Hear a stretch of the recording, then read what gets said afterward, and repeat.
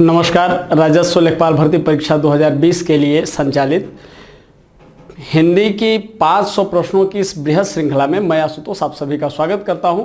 आइए हम लोग शुरू करते हैं आज की क्लास। इससे पूर्व में हम लोग कई वीडियोज़ के माध्यम से लगभग 300 प्रश्नों पे चर्चा कर चुके हैं, 350 प्रश्नों पे। आज हम लोग उसके आगे चर्चा करेंगे। चलिए शुरू करते हैं।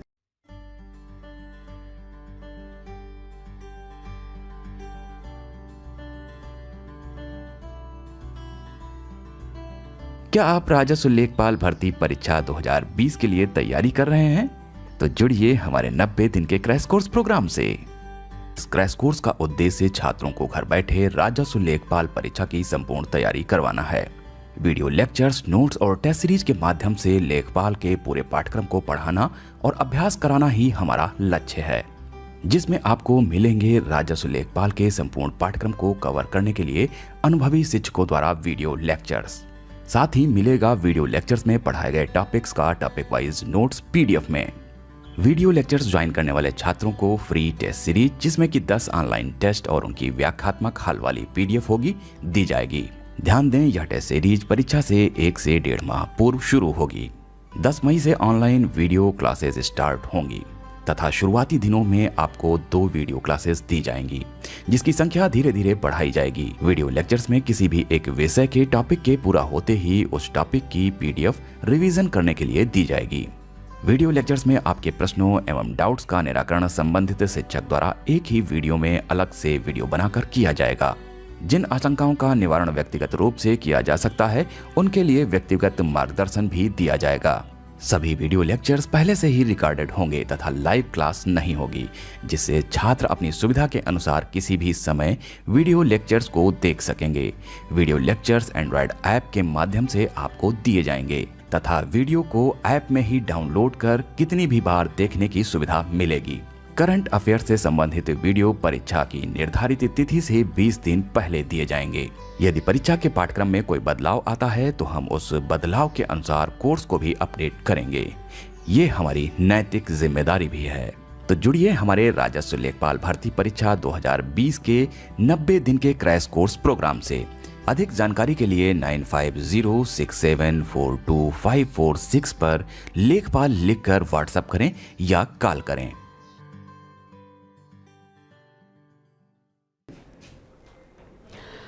350 के बाद 351वां नंबर का क्वेश्चन हमारा है कि निम्नलिखित में से किस शब्द में उपसर्ग और प्रत्यय का एक साथ प्रयोग हुआ है। यानी कि इसमें जो विकल्प दिए गए हैं, इसमें जो शब्द हैं, इन विकल्पों में, इन शब्दों में एक शब्द ऐसा है जिसमें उपसर्ग भी है और प्रत्यय भी है।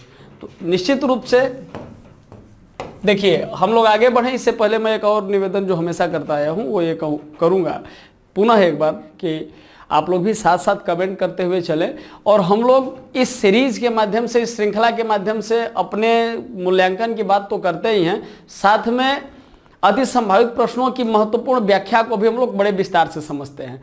तो आप लोग इस वीडियो को अंत तक जरूर देखें और अपने मूल्यांकन के लिए आपके लिए बहुत लाभदायक है। और इसके साथ साथ एक सावधानी बरतने की जरूरत यह है, कंडीशन ये भी होती है कि कापी कलम लेकर के यदि आप लोग बैठे होंगे तो और अच्छी बात होगी, ये आपके लिए और बेहतर होगा। चलिए इसका आंसर ले लेते हैं। तो इसका जो आंसर होगा वो अभिमानी शब्द ऐसा है जिसमें कि उपसर्ग और प्रत्यय दोनों एक साथ लगा हुआ है। थोड़ी सी इसकी व्याख्या की हम लोग बात कर ले। व्याख्या क्या कहती है कि अभिमानी में अभि जो है उपसर्ग है, मान इसमें एक शब्द है, मान मूल शब्द, और आनी प्रत्यय लगा हुआ है। इस प्रकार हम देखते हैं कि अभिमानी में उपसर्ग और प्रत्यय दोनों एक साथ लगा हुआ है, जबकि हिस्सेदार में हिस्सा मूल शब्द है, ए प्रत्यय है और दार प्रत्यय है। हिस्सेदार जो है 2 प्रत्यय से मिलकर के बना हुआ है। कृपालुता में कृपा मूल शब्द है, लू प्रत्यय है और ता प्रत्यय भी है। भारतीयता में भारत, इसका जो मूल शब्द है वो भारत है, ई प्रत्यय और ता प्रत्यय। 2 उपसर्गों से निर्मित और भी शब्दों को हम लोग देख लें। निर, आ और करण, निराकरण होता है, प्रत्युपकार और सुसंस्कृत, ये 2 उपसर्गों से निर्मित शब्द हैं। यहाँ जैसे हम लोगों ने देखा कि 2 प्रत्यय से निर्मित शब्द थे, यहाँ 2 उपसर्गों से निर्मित हमारे पास शब्द होंगे। आगे हम लोग बढ़ते हैं अगले प्रश्न की तरफ। अगला प्रश्न क्या है कि क्षमा का अर्थ माफी होता है। तो क्षमा का अन्य अर्थ क्या है, यानी क्षमा का साधारण शब्दों में, साधारण बोलचाल की भाषा में, दैनिक दिनचर्या में हम लोग जब भी बातचीत करते हैं तो उसमें क्षमा का एक ही अर्थ हम लोग लेते हैं कि हमें क्षमा कर दो या हमें क्षमा दान दे दो, तो इस तरीके की जो बात होती है। तो क्षमा का सीधा सीधा अर्थ हम लोग जो निकालते हैं वो माफ़ी है, लेकिन उसका अन्य अर्थ भी क्या है, तो अन्य अर्थ के लिए व्याख्या हम लोग जब देखते हैं तो पता चलता है कि अन्य अर्थ क्षमा का पृथ्वी भी होता है। तो कुछ अन्य शब्दों को भी हम लोग देख लें जिसके अनेक अर्थ होते हैं, जैसे खंज का खंजन या लंगड़ा, खग का पक्षी, तारा, गंधर्व, जुगनू, बाण, खर का दुष्ट, गधा, तिरका, कड़ा, तीक्ष्ण, मोटा या एक राक्षस, खल का दुष्ट, धतूरा, बेहया, धरती, सूर्य, ऐसे ही खैर का कथा और कुशल, गण का मनुष्य, समूह, भूत प्रेत, गति का पाल, हालत, चाल, दशा, मोक्ष, गधा का गधा, मूर्ख और वैद्य। आगे हम लोग बढ़ते हैं। गधा का एक वैद्य भी होता है अनेकार्थी शब्दों में। आगे हम लोग बढ़ते हैं अगले प्रश्न की तरफ। अभ्यंतर का सही अर्थ है, अभ्यंतर का सही अर्थ क्या है, विकल्पों में से चुनिए। अब देखिए यहाँ कुछ देर जो हम रुकते हैं तो इसके पीछे एक तर्क यही होता है कि आप भी साथ साथ प्रश्न के साथ साथ विकल्पों को पढ़ते हुए इसके आंसर को देते हुए चलें, आंसर देते चलें। तो इसका जब सही उत्तर हम लोग लेते हैं तो इसका जो ऑप्शन होता है किसी वस्तु का भीतरी भाग, जिसको हम लोग अभ्यंतर कहते हैं। व्याख्या देख लिया जाए, या अनेक शब्दों के लिए एक शब्द और भी हैं, चूंकि किसी वस्तु के भीतरी भाग को अभ्यंतर कहते हैं तो अनेक शब्द यानी एक वाक्यांश, उसको सीधे सीधे एक वाक्यांश कहिए, वाक्यांश के लिए एक शब्द था। तो ऐसे ही यहाँ जैसे यथाशक्ति हो गया, या स्वयंवर हो गया, या अंशदान, आत्मसमर्पण, आत्मविक्रयी, तो ये क्या है, ये एक शब्द है। इन एक शब्दों के लिए वाक्यांश क्या है कि अपने आप को बेचने वाला दास, आत्मविक्रयी, या अपनी ही इच्छानुसार पति का वरण करने वाली, स्वयंवरा, अथवा अपनी शक्ति भर, यथाशक्ति, ऐसे ही अपने को धोखा देने वाला, आत्मवंचक। देखिए हम कभी कभी किनारे भी हो जाते हैं, तो किनारे होने का तात्पर्य यह होता है कि आप इन शब्दों को, अपने शब्दकोश को, अपने शब्द भंडार को और बृहद करने के लिए, समृद्धशाली करने के लिए या तो इसको नोट कर लें, और किनारे इसलिए भी होते हैं कि आप इसको स्पष्टतः देख सके और पढ़ सके। दूसरा कारण यह है कि आप इसका स्क्रीनशॉट लेकर के भी रख सकते हैं, और जैसे ही ये एक मेरी तरफ से सुझाव है, ऐसा नहीं है कि आप इसको फॉलो ही करें, लेकिन बेहतर यही होगा कि आप नोट्स बनाएं, और 500 प्रश्नों की बृहद श्रृंखला की समाप्ति होते होते आपके पास एक परिपूर्ण मटेरियल उपलब्ध हो जाएगा। आगे हम लोग बढ़ते हैं अगले प्रश्न की तरफ कि विरोचित का संधि विच्छेद क्या होगा। अब यहां पर विरोचित की बात कर रहा है तो निश्चित रूप से संधि स्थल तो यही रो को हम लोग कह सकते हैं, यही है। अब इसका जब संधि विच्छेद हम लोग करेंगे तो क्या आएगा, र के साथ उ लगा हुआ है, यानी अ के साथ उ लगेगा तो ओ होगा, तो इसका जो संधि विच्छेद होगा वो क्या होगा, वीर धन उचित। अब बात हम लोग कर लेते हैं कि यह संधि कौन सी है। तो यह संधि कौन सी है, यह गुण संधि है। और गुण संधि के बारे में थोड़ा सा हम लोग जान लें। जब अ या आ के बाद ह्रस्व या दीर्घ ई या उ आए, ह्रस्व या दीर्घ हो, ई उ और ऋषि जब आता है, चाहे ये ह्रस्व में आए या दीर्घ में आए, तो क्या हो जाता है, अ आ के साथ ई का मेल होता है, ए होता है, उ का यदि इसके साथ मेल होगा तो ओ होगा, अ के साथ री का मेल होगा तो अर हो जाएगा, जैसे देव के साथ इंद्र, देवेंद्र। आगे हम लोग बढ़ेंगे, प्रश्न संख्या 355। निम्नलिखित वाक्य में विशेषण पदबंध क्या है। पदबंध के बारे में हम लोग जान रहे हैं, तो इसको देख लिया जाए वाक्य को। वाक्य क्या है कि रोज कसरत करने वाले लोग स्वस्थ रहते हैं, रोज कसरत करने वाले लोग स्वस्थ रहते हैं। यहाँ विकल्पों में से हमें चुनना है कि विशेषण पदबंध क्या है। विकल्प आप लोग पढ़ रहे हैं। अब आगे हम लोग बढ़ते हैं, इसकी व्याख्या को जब हम लोग देखेंगे तो हमें यह पता चलता है कि विशेषण की परिभाषा के साथ साथ हमें पता चलता है कि वाक्य में जो रोज कसरत करने वाले हैं यह विशेषण पदबंध है। कौन से लोग स्वस्थ रहते हैं, तो उसके पीछे एक विशेषण है ना कि यदि आप रोज कसरत करते हैं तो आप स्वस्थ रहते हैं, यानी कि जो लोग रोज कसरत करते हैं वो स्वस्थ रहते हैं। तो रोज कसरत करने वाला जो पद है यह पदबंध विशेषण पदबंध कहलाएगा। जैसे और भी चीज़ों को देख लें, तेज चलने वाली गाड़ियाँ प्रायः देर से पहुँचती हैं, उस घर के कोने में बैठा हुआ आदमी, ठीक है। आगे बढ़ेंगे, क्रोध किस रस का स्थायी भाव है। करुण, रौद्र, शांत और विभत्स। देखिए रस के बारे में हम लोग अपने पेड क्लास में, पेड कोर्स में काफ़ी विस्तार से पढ़े हुए हैं, आप चाहें तो वहाँ जा करके देख सकते हैं। और इसी के साथ साथ एक सावधानी और भी हम कहना चाहेंगे, कहीं कहीं आपको हो सकता है कि टाइपिंग मिस्टेक हो, तो टाइपिंग मिस्टेक को आप लोग इग्नोर करते हुए अपने व्याख्या को और अपने मूल उद्देश्य को, जो हमारा मूल उद्देश्य है प्रश्न का, हम लोग उस पर ही आगे चर्चा करते चलेंगे। तो देखिए क्रोध करुण रस का, रौद्र रस का, शांत का या विभत्स का। तो विभत्स का नहीं हो सकता, शांत का नहीं हो सकता और करुण का नहीं हो सकता, तो रौद्र का होगा। अब क्रोध की बात कर लें, रौद्र रस की यदि हम बात करें तो एक प्रसंग आता है जब स्वयंवर हो रहा है मिथिला में, मैया जानकी का स्वयंवर हो रहा है, धनुष टूट जाता है, भगवान राम के द्वारा धनुष तोड़ दिया जाता है। उसी समय एक महापुरुष भी अवतरित होते हैं, आते हैं उस सभा में पूरे क्रोध में लाल, भगवान परशुराम। और भगवान परशुराम ललकारते हैं कि सुनहु राम जहि शिव धनु तोरा, सुनहु राम जहि शिव धनु तोरा, सहस बाहु सम सो रिपु मोरा। यानी कि जिसने राम का धनुष तोड़ा है, पूरे क्रोध में लाल है, वह सहस्त्र बाहु की तरह मेरा दुश्मन है। ताई बिहाई बिलगाऊ समाजा, न तो मारे जई हैं सब राजा। यहां उन्होंने चेतावनी दिया कि उसको समाज से अलग कर दो, नहीं तो सारे राजा यहां मारे जाएंगे। तो ये क्या है, ये क्रोध में है, और जब क्रोध में है तो उनका पूरा का पूरा रौद्र रूप देखने को मिलता है। तो इस चौपाई के माध्यम से हम ये देखते हैं कि इसमें जो है भगवान परशुराम का क्या है, रौद्र रूप है। और ये रौद्र रूप कब आया, और इस रौद्र रूप का स्थायी भाव जो था वो क्रोध था। अब हम लोग ये देखते हैं कि एक और उदाहरण देख लें, रे नृप बालक काल बस बोलत तेहि न संभार, धनु ही सम त्रिपुरारि द्युत विदित सकल संसार। अब आगे हम लोग बढ़ते हैं 357 क्वेश्चन नंबर, न्यूनतम विशेषण की कौन सी अवस्था है। यहाँ बात कर रहा है न्यूनतम, ये मूलावस्था है, प्रथमावस्था है, उत्तरावस्था है या उत्तमावस्था है। तो न्यूनतम विशेषण की कौन सी अवस्था है, इसको समझने के लिए हमें मूलावस्था, उत्तरावस्था और उत्तमावस्था को समझना होगा, या विशेषण की अवस्थाओं के बारे में हमें बात करनी होगी। तो पहले तो विशेषण की विभिन्न अवस्थाओं की बात कर ली जाए कि जिन विशेषणों के द्वारा दो या अधिक विशेषणों के गुण अवगुण की बात हो या तुलना की जाए, उन्हें हम क्या कहते हैं, तुलना बोधक विशेषण कहते हैं। और तुलना की दृष्टि से एक ही प्रकार की विशेषता बताने वाले पदार्थों या व्यक्तियों में मात्रा की अधिकता या कमी हो सकती है, मात्रा में अंतर हो सकता है। तो इसी को हम इसमें देखते हैं कि न्यून क्या है, मूल अवस्था है।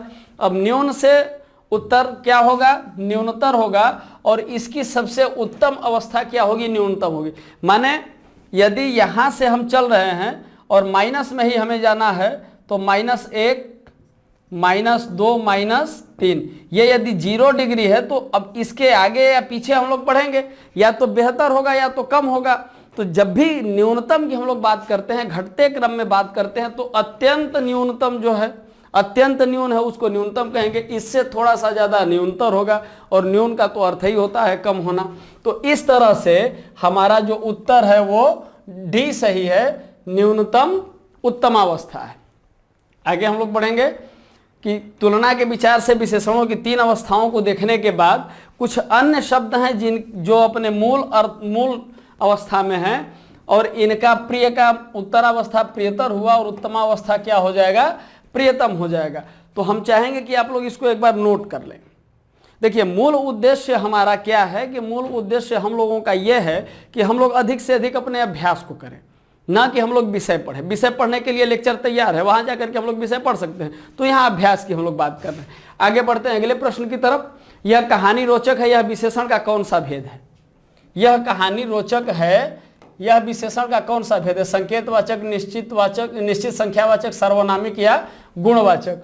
तो रोचकता जो पैदा कर रहा है, यह क्या कर रहा है, यह कहानी का गुण है। लेकिन यह कहानी तो जो सर्वनाम शब्द विशेषण की भांति प्रयुक्त होते हैं, उन्हें हम क्या कहते हैं, सर्वनामिक विशेषण कहते हैं। अर्थात यहाँ पर यह कहानी की जो बात हो रही है, रोचक कौन है, तो यह कहानी है ना। तो यहाँ सर्वनाम का प्रयोग हुआ, और यह सर्वनाम किस रूप में आया है, विशेषण के रूप में आया है। तो उन्हें हम लोग सर्वनामिक विशेषण के बारे में जानेंगे। जैसे यह लड़का हमारे गाँव का है, या यह कहानी रोचक है। ठीक, आगे हम लोग बढ़ते हैं अगले प्रश्न की तरफ। निम्नलिखित में से किस वाक्य में सकर्मक क्रिया है? मतलब ऐसा वाक्य जिसमें कि कर्म, क्रिया के साथ कर्म लगा हुआ हो, यानी क्रिया का फल किस पर पड़ेगा? कर्म पे पड़ेगा। तो राम दौड़ा, मैं रुक गया, उसने कार बेच दिया, खिलौना टूट गया। उत्तर इसका देखेंगे सी, उसने कार बेच दी, और इसमें जो है सकर्मक क्रिया स्पष्ट होती है। तो अब यहां हमारे मतलब की चीज तो निकल गई, लेकिन इससे एक कदम आगे हम लोग बढ़ते हैं। क्रिया क्या है कि जिन शब्दों से किसी काम के होने या करने का बोध होता हो उसको हम लोग क्रिया कहते हैं। यानी कि जिस शब्द से किसी काम का करना या होना समझा जाए वही क्रिया कहलाती है। जैसे लिख, पढ़, जा, खा, गा, रो, ये क्रिया का ये क्या है? ये मूल रूप है जिसको कि धातु कहते हैं। यानी कि जिस शब्द से कार्य का संपन्न होना या कार्य का होना प्रदर्शित हो या कार्य के होने का भान हो, ज्ञान हो, उसे क्रिया कहते हैं। और क्रिया का जो मूल रूप होता है वह धातु कहलाता है। आगे हम लोग बढ़ते हैं अगले प्रश्न की तरफ। जागना मूल क्रिया का प्रथम प्रेरणार्थक रूप क्या होगा? अब देखिए, क्रिया के जो दो भेद बताए गए हैं, यहाँ इसको हम लोग समझ लें, इसका उत्तर आपको पता होगा। तो यहाँ पे एक क्रिया के दो भेद हो गए, प्रथम प्रेरणार्थक और द्वितीय प्रेरणार्थक। दोनों में अंतर क्या है?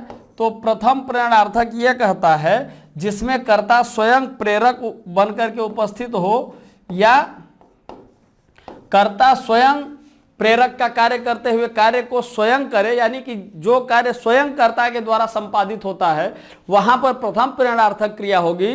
और जहां कर्ता स्वयं कार्य न करके क्रिया करने के लिए किसी और को प्रेरित करता है या किसी और से करवाता है, यह क्या हो जाएगा? द्वितीय प्रेरणार्थक हो जाएगा।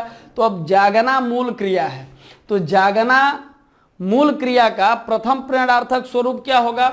जागवाना ये नहीं होगा, जाग ये भी नहीं होगा, जगवाना, और ये क्या होगा? अब चूंकि कर्ता स्वयं करेगा इस कार्य को, यह कार्य कर्ता के द्वारा स्वयं किया जाएगा, तो सही उत्तर इसका क्या होगा?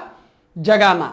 सही उत्तर इसका क्या होगा? जगाना। अब आगे हम लोग बढ़ेंगे, कुछ मूल क्रिया को हम लोग देख लेते हैं। और इस क्रिया का यह प्रथम प्रेरणार्थक है और ये प्रेरणार्थक द्वितीय क्रिया होगी। जैसे करना मूल रूप में है, कराना प्रेरणार्थक, और करवाना, दौड़ना का दौड़ाना, दौड़वाना, जागना का जगाना या जगवाना। इस तरीके से आगे हम लोग बढ़ते हैं अगले प्रश्न की तरफ। अभिकारी शब्द क्या होता है? तो अभिकारी शब्द की बात हम लोग करते हैं तो शब्द के जब दो भेद हम लोग शब्द के, चूंकि कई भेद हैं शब्द भेद में, प्रयोग के आधार पर, उत्पत्ति के आधार पर, रचना के आधार पर, प्रयोग के आधार पर, अर्थ के आधार पर। तो यहाँ जब हम शब्द भेद पढ़ते हैं तो दो भेद हमें देखने को मिलते हैं। एक तो विकारी होता है, दूसरा अविकारी होता है।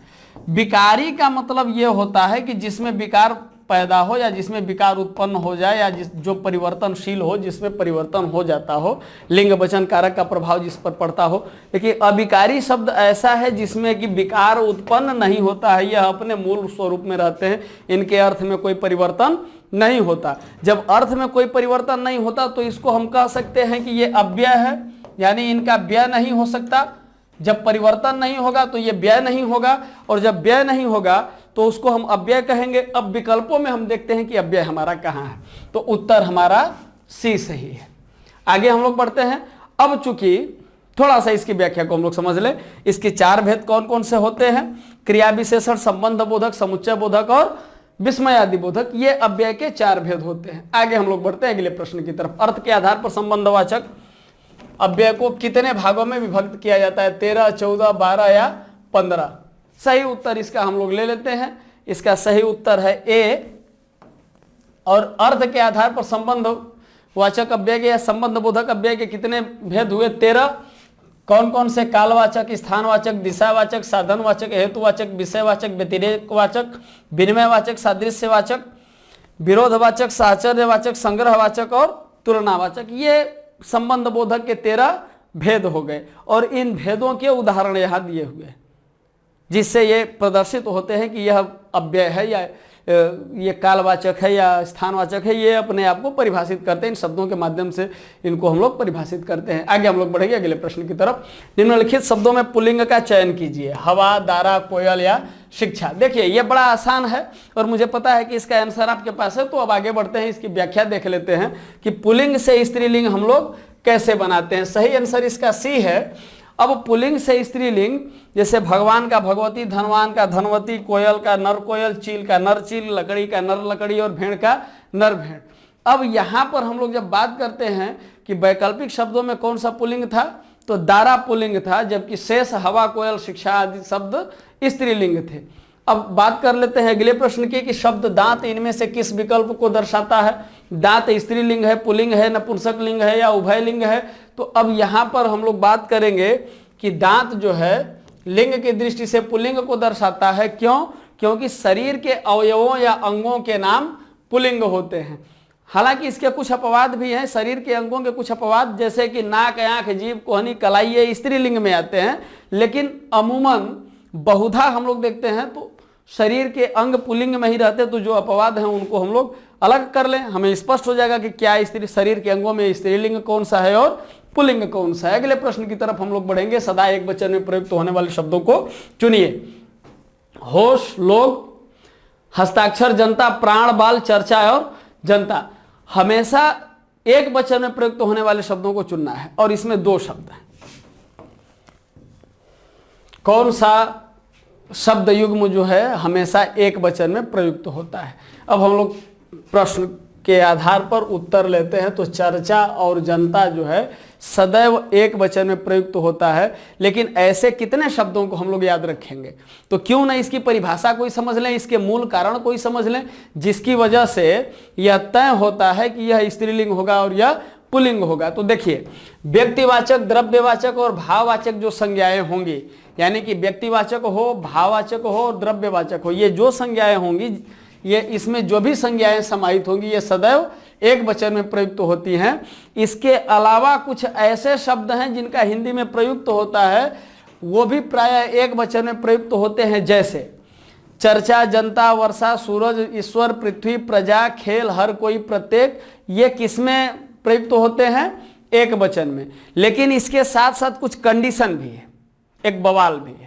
वो बवाल क्या है कि आदरणीय व्यक्तियों के लिए जब हम बात करते हैं तो उनको आदर देने के संदर्भ में हम बहुवचन का प्रयोग करते हैं। जैसे पापा जी कल मुंबई जाएंगे, अपने से बड़ों को जब आदर देने की बात होती है तो वहां बहुवचन का प्रयोग करेंगे। और इसी के साथ साथ संबंध दर्शाने वाली कुछ संज्ञाएं जो होती हैं, एक वचन और बहुवचन वो दोनों में प्रयुक्त होती हैं। जैसे ताई, मामा, दादा, नाना, चाचा, ये दोनों में एक समान रहती हैं। और द्रव्य सूचक संज्ञाएं, जैसा कि हम लोग बात किए थे, ये सदैव एक वचन में ही रहते हैं। जैसे पानी, तेल, घी, दूध, ये एक वचन में ही रहेंगे। आगे हम लोग बढ़ते हैं। इसके साथ साथ एक और कंडीशन है कि कुछ शब्द सदैव बहुवचन में प्रयुक्त किए जाते हैं। थोड़ा सा इसको हम लोग और गहराई देते हैं अपने व्याख्या को। जैसे दाम, दर्शन, प्राण और आंसू, ये सदैव बहुवचन में प्रयुक्त होंगे। और इसी के साथ साथ एक कंडीशन ये भी है कि पुल्लिंग कौन कौन सा? इकारांत, उकारांत और ऊकारांत। ये शब्द जो है दोनों वचनों में एक समान रहते हैं, यानी कि एक वचन में भी एक समान रहेंगे और बहुवचन में भी समान रहेंगे। बड़प्पन दिखाने के लिए या कभी कभी वक्ता अपने अहंकार को पोषित करने के लिए या अपने को सम्मान देने के लिए, दो चीजें, अपने अहंकार को पोषित करना और अपने को सम्मान देना, ये दोनों दो चीजें, आत्मसम्मान के लिए भी और अहंकार के लिए भी लोग बहुवचन का प्रयोग अपने संदर्भ में करते हैं। और कभी कभी व्यवहार में तुम के स्थान पर आपका प्रयोग करते हो, जैसे ही आपका प्रयोग करेंगे वहां पर बहुवचन का प्रयोग हो जाता है। और जातिवाचक संज्ञाएं दोनों ही वचनों में प्रयुक्त होती हैं। अब देखिए, यहां जातिवाचक संज्ञा दोनों वचनों में प्रयुक्त होती है, लेकिन इसके साथ एक जो बड़ी कंडीशन है, एक समस्या है, वो क्या है कि धातुओं का बोध कराने वाली जातिवाचक संज्ञाएं सदैव एक वचन में ही प्रयुक्त होती हैं।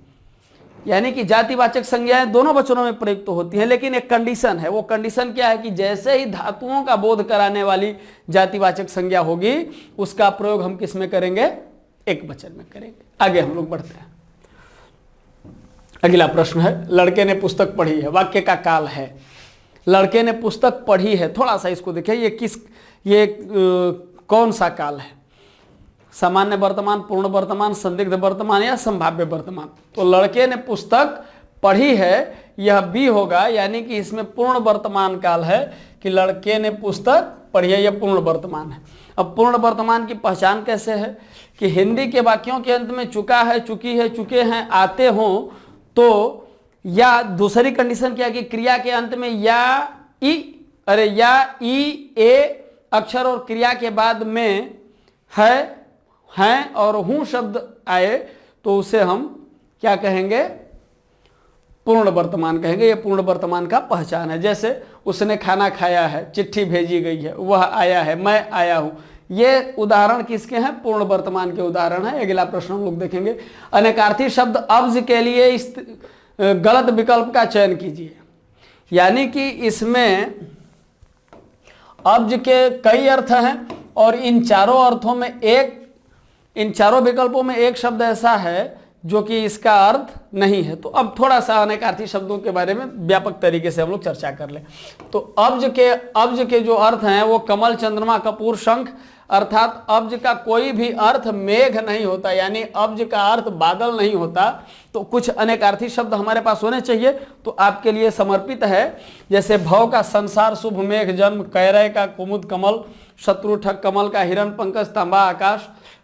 इसी तरीके से पुष्कर का तालाब कमल, आकाश तलवार, चांद का चंद्रमा और सिर। तो ये हमारे पास अनेकार्थी शब्द भंडार है। आगे हम लोग बढ़ते हैं, अगले प्रश्न की तरफ देखेंगे कि 368 प्रश्न क्या कहता है, निम्नलिखित में से कौन सा वाक्य भाववाच्य दर्शाता है। विकल्प हमारे सामने, विकल्प आपके सामने है।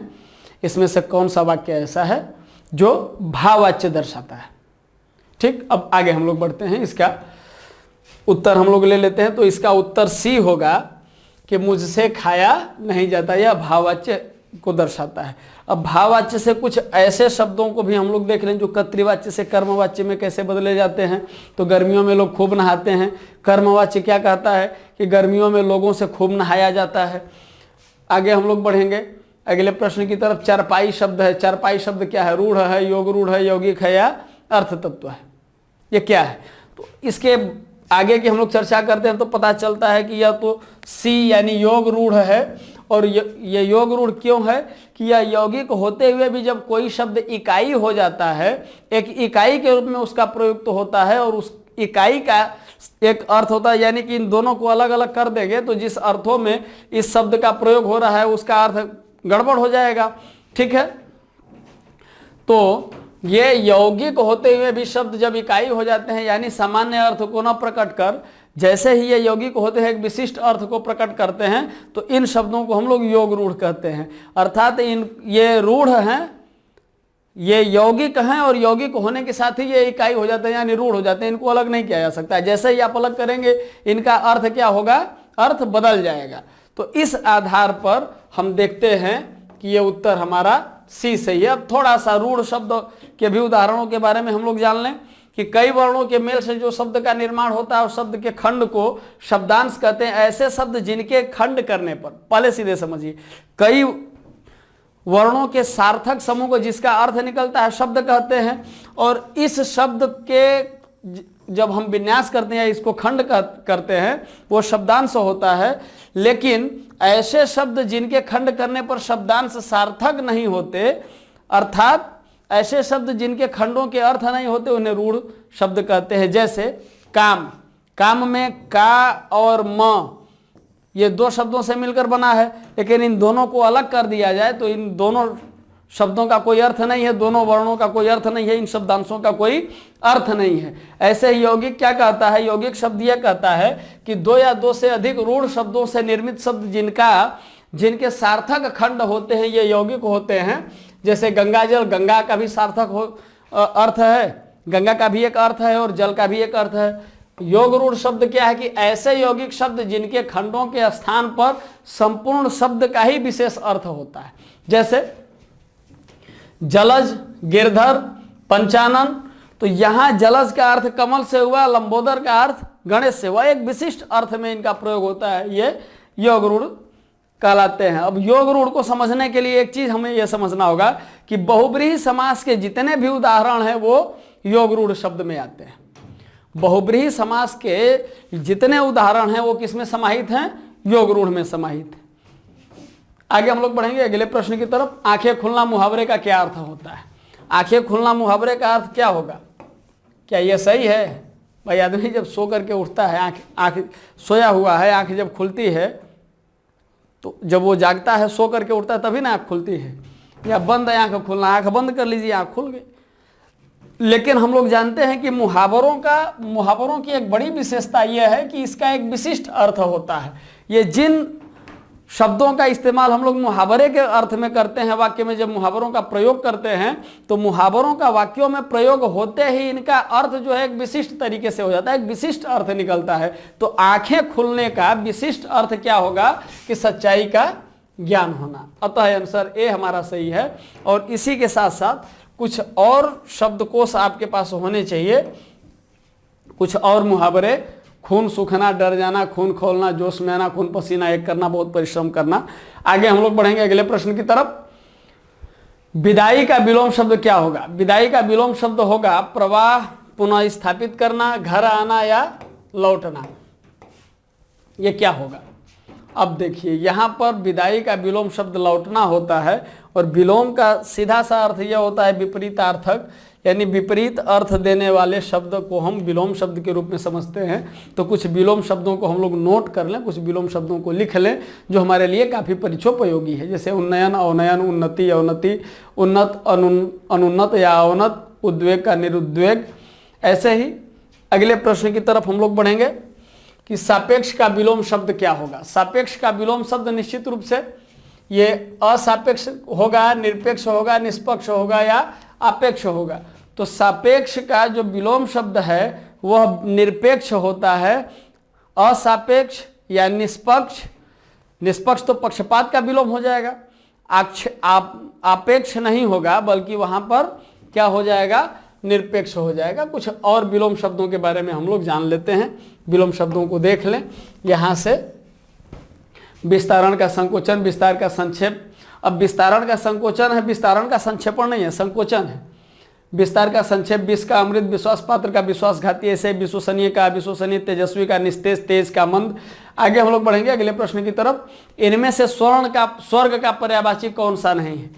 स्वर्ग का पर्यायवाची गौ, त्रिदेव, नाक या त्रिदशालय, कौन सा पर्यायवाची नहीं है? तो जब उत्तर हम लोग देखते हैं तो इसका जो पर्यायवाची है गौ स्वर्ग का पर्यायवाची नहीं है, जबकि त्रिदशालय, त्रिदीव, नाक और देव, दिव्य धाम, परम धाम, सुरलोक, देवलोक, ये गौ स्वर्ग के पर्यायवाची हैं। और गौ स्वर्ग का पर्यायवाची नहीं, बल्कि यह गाय का पर्यायवाची है। आगे हम लोग बढ़ेंगे, गाय के अन्य पर्यायवाची को देख ले। धेनु, सुरभि, भद्रा, रोहिणी, ये गाय के पर्यायवाची है। अगले प्रश्न की तरफ हम लोग चलते हैं कि दीप सा मन जल चुका, इस पंक्ति में वाचक शब्द है। दीप सा मन जल चुका, इसमें वाचक शब्द कौन सा है? दीप है, मन है, सा है या जल चुका? तो अब इसका उत्तर हम लोग देखेंगे।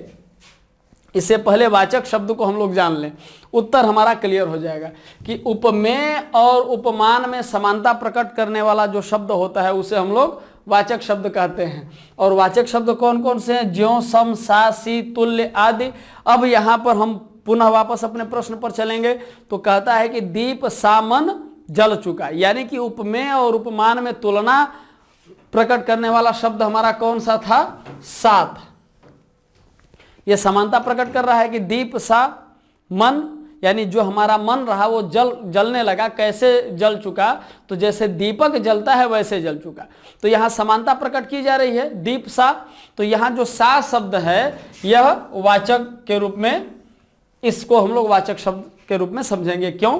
क्योंकि उपमेय और इसकी परिभाषा कहती है कि उपमेय और उपमान में समानता प्रकट करने वाले शब्द को वाचक शब्द कहते हैं।